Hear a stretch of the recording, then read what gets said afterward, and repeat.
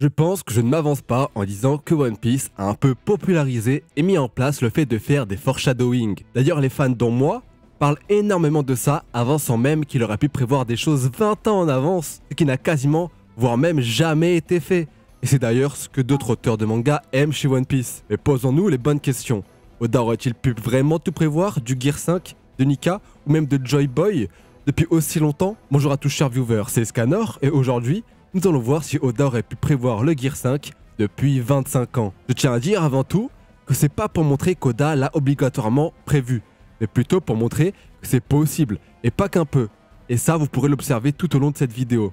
Malgré les nombreux éléments, rien n'est sûr à 100%. Déjà pour commencer, depuis quand officiellement Nika et le Gear 5 sont prévus par l'auteur? Pour le cas officiel, il faut se diriger vers le databook, car c'est la première source officielle d'informations après le manga. Et actuellement, c'est dans le Road to Love Tale qui sont les plus récents, qu'on nous indiquera qu'il était prévu depuis l'arc Skypiea, où on nous mettra en avant la case de Luffy qui danse au rythme des tambours. Et oui, les mêmes que ceux de Nika avec l'expression destin ou coïncidence. Et ce fameux arc Skypiea, faut pas oublier qu'il arrive en 2002, soit il y a 22 ans précisément. Et One Piece, c'est sorti en 1997, soit il y a environ 27 ans. Mais il y en a qui diront que c'est de la surinterprétation, et que ça veut pas dire que sa forme du Gear 5, tout en blanc, était prévue depuis aussi longtemps. Je connais la communauté, et c'est pour ça que je suis là. Donc regardons ensemble les preuves les plus anciennes détaillant la forme de Nika tout en blanc. Pour moi, l'une des preuves les plus anciennes, c'est les smiles. J'ai détaillé dans cette vidéo pourquoi Kaido voulait recréer le fruit de Nika. Donc si vous voulez le comprendre, en profondeur, allez la voir. Là, je ne vais que résumer en gros ce que je dis dans cette vidéo. Les fruits du démon s'appellent les smiles, qui en anglais veulent dire sourire pour les connaisseurs. Donc, on peut voir que ça peut faire écho au rire, à la joie. Ces mêmes fruits du démon redonnent le sourire à tous ceux qui les mangent et suppriment toute autre émotion provenant de ces personnages. J'ai oublié de le dire, mais ce sont les effets secondaires, au cas où les fruits du démon ne marcheraient pas. Et comme par hasard, scénaristiquement, ce ne sont que des Zoan qui sont fabriqués en usine. Est-ce que c'est juste des éléments placés par l'auteur ou alors une volonté de Kaido? Ça, on ne le sait pas vraiment. En tout cas, cette même production vient des usines de Doflamingo pour le SAD, qui, je le rappelle, comme on a pu le voir à Punk Hazard, rend les gens blancs. Et vous vous en souvenez sûrement, mais comme par hasard, quelles sont les fleurs qui servent à le produire dans les usines de Doflamingo? Les fleurs symbolisant le soleil dans le langage des fleurs, et qui symbolisent Luffy, comme il a été révélé par l'auteur dans un SBS. Les tournesols eux-mêmes. Et c'est pas tout, car c'est pas un hasard que ce soit Kaido lui-même qui soit concerné par tout ça. Car en japonais, les kanji pour écrire Kaido peuvent signifier Strong Kid, donc enfant fort, ou alors Joy Boy. Si vous voulez d'autres éléments faisant écho à la transformation blanche de Luffy, j'en ai.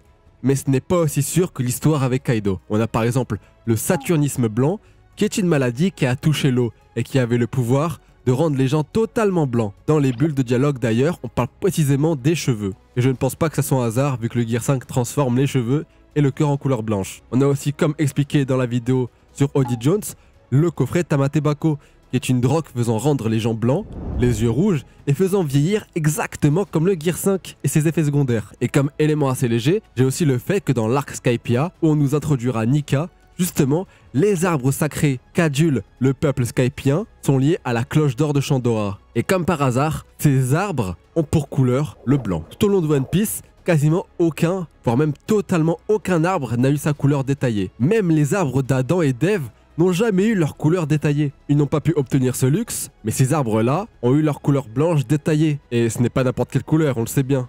Vous l'avez très bien compris. Passons à la suite des preuves très anciennes qui montrent qu'Oda aurait pu prévoir ces éléments depuis aussi longtemps. Avant de manger le fruit du démon, Luffy riait avec le son « Ah » en japonais. On peut le voir notamment grâce aux onomatopées. Si vous savez pas comment ça marche, ce sont des onomatopées affichées en syllabes japonaises détaillant le son d'une action. Et c'était pas le seul rire qu'il utilisait, car il y a aussi Shishishi, qui est son rire qui est le plus connu. Puis après avoir passé la scène où il mange le fruit du démon, dans le chapitre 1, les onomatopées ont totalement changé.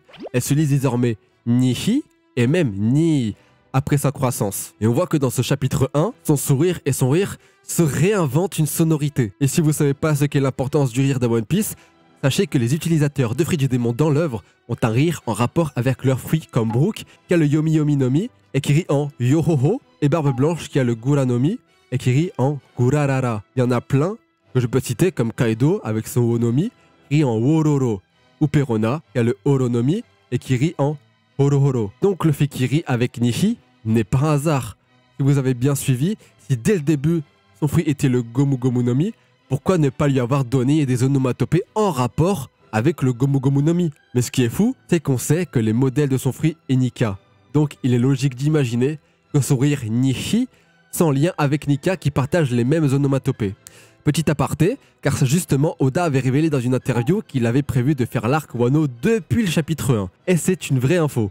Ça veut pas dire qu'il a tout prévu de l'arc, ni que l'arc était pensé comme ça de base. Mais comme on l'a vu, Wano est lié à énormément de choses, comme Roger, le One Piece, Joy Boy ou les armes antiques.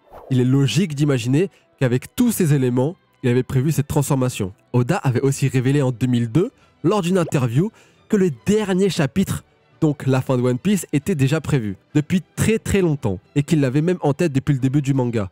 Mais on sait que la fin est en rapport avec toute l'histoire, avec Joy Boy, avec le siècle oublié, avec le gouvernement mondial. Donc s'il avait déjà prévu sa fin, pourquoi pas Joy Boy? Et donc de par ce fait, le Gear 5. Mais bon, en vérité c'est assez spéculatif, car on ne sait pas vraiment ce qu'est la fin de One Piece. Mais il y a une autre interview en 2002 encore une fois, où Oda aussi avait révélé à son éditeur que l'histoire avec Kuma était déjà prévue depuis longtemps, et qu'il serait même l'élément déclencheur d'un grand événement vis-à-vis des Mugiwara. Et aujourd'hui, on sait que c'est par rapport à ce qui s'est passé sur Sabanji. Mais maintenant, on connaît les dessous de toute l'histoire de Kuma, et s'il avait déjà prévu ce qui se passerait avec ce personnage, alors il a dû prévoir son histoire en rapport avec Nika. Je traîne assez sur les réseaux sociaux, et même parfois sous certains commentaires, il m'arrive de voir des personnes qui utilisent l'argument dû au fait que l'auteur avait dit que One Piece ne devait durer que 5 ans à la base. Et honnêtement, je trouve cet argument assez obsolète aujourd'hui, car Oda n'a jamais dit quand il pensait ça. Et une histoire, ça se développe. Il y a de grandes chances justement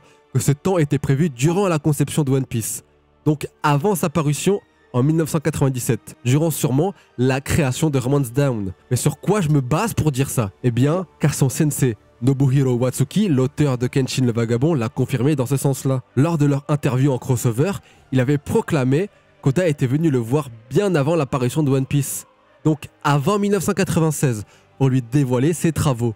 Et Oda lui avait révélé alors que vu l'ampleur de tout ce qu'il a imaginé et mis en place pour son histoire, il en aurait pour au moins 10 ans. Ça montre déjà que l'histoire des 5 ans est totalement obsolète et ne marche plus du tout. En plus d'avoir pas mal d'arcs prévus et de sagas en tête, il avait déjà 10 ans d'histoire de prévu. Et encore, on n'a pas eu d'informations plus récentes que ça.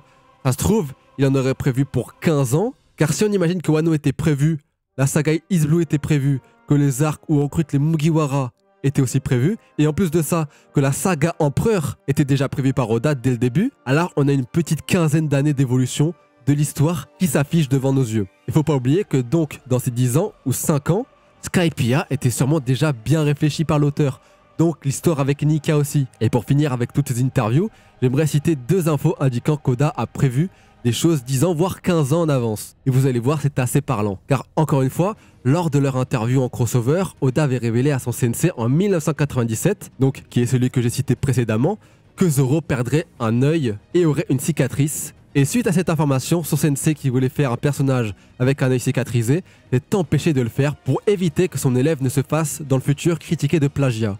Et pour la deuxième, on sait que le pouvoir de Luffy est le plus ridicule. C'est révélé par le Gorosei au chapitre 1044, où ils révéleront la nature de son fruit. Eh bien sachez que dès 1999, Oda avait employé ce terme en SBS en disant que le fruit du démon de Luffy est vraiment ridicule. C'est en 2012, avec l'île des hommes poissons, qu'il dira exactement les mêmes termes et que son fruit, c'est vraiment le plus ridicule. Donc grâce à tous ces arguments, j'ai pu démontrer qu'il y a des éléments qui indiquent qu'Oda aurait pu prévoir Nika et Joy Boy depuis quand même pas mal de temps. L'histoire avec les rires, le soleil dès le début avec l'équipage des hommes poissons d'Arlong, ou même les différentes croix chrétiennes présentes sur les color spreads, maintenant qu'on sait la place qu'entretient cette religion et Nika au sein même du manga, on ne peut se poser que plus de questions. Surtout quand on voit que cette même religion est reliée au symbole du soleil, mais que les preuves de sa forme ne sont introduites qu'à Punk Hazard ou bien au grand maximum à l'île des hommes poissons. Mais étant donné qu'Oda avait imaginé qu'il mettait en place et réfléchissait à l'arc en question dans une intervalle d'un arc en avance, on peut s'imaginer qu'il avait déjà tout imaginé de manière factuelle dès l'arc des hommes poissons ou même dès l'arc Marineford. En tout cas, c'est la fin de cette vidéo. J'espère qu'elle vous aura plu. J'aimerais vous dire qu'à chacun son avis sur la question, tant que dans un databook ou une interview, on ne nous confirme rien. La réponse la plus probable est plus « je ne sais pas » que oui ou non.